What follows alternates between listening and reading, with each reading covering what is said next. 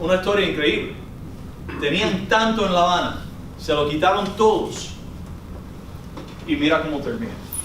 It's the will to educate young men. It's the same passion that you see here at Fairfield Prep. Those Jesuits, that faculty, those families, esas familias, were not going to be denied.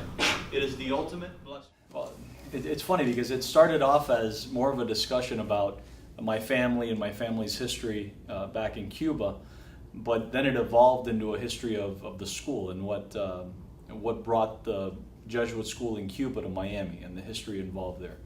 And it all tied into Castro's revolution in 1959 when he took over the island, and ultimately in 1961 he expelled the Jesuits. The same Jesuits that were his teachers. He was a graduate of the class of 1945.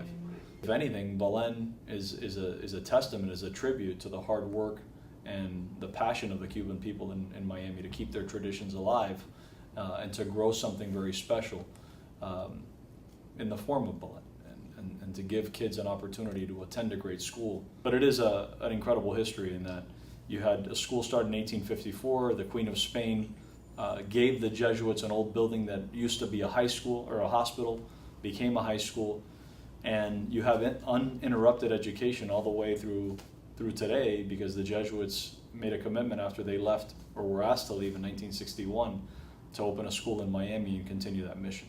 They literally took them to the port at gunpoint. They forced them out of the school because they lived at the school, and they forced them over to the port at gunpoint. And at one point, one of the Jesuits had like a prayer book in his hand, and one of the military officers ripped it away from him. And the Jesuit, without hesitation, went right back at him and ripped it right back. And that's where the confrontation ended. They just let him keep the prayer book. So when they get into the boat, one of the Jesuits said to him, "That was incredibly brave back there. It's incredible that you had the courage to go back at him and take that prayer book away." And he smiled and he said, "Well, I had actually put $20 bills in each page."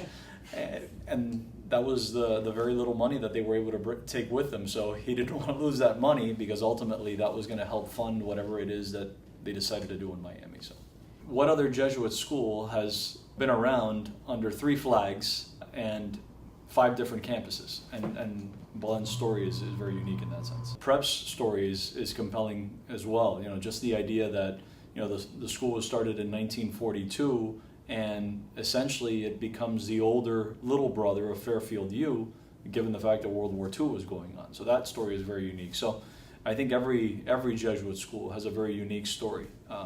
But what's interesting to me, or fascinating to me, is that as different as they are and as different as their histories are, they are all at the heart very similar, because again, we share the same values, we share the same mission, and we're all Jesuit through and through.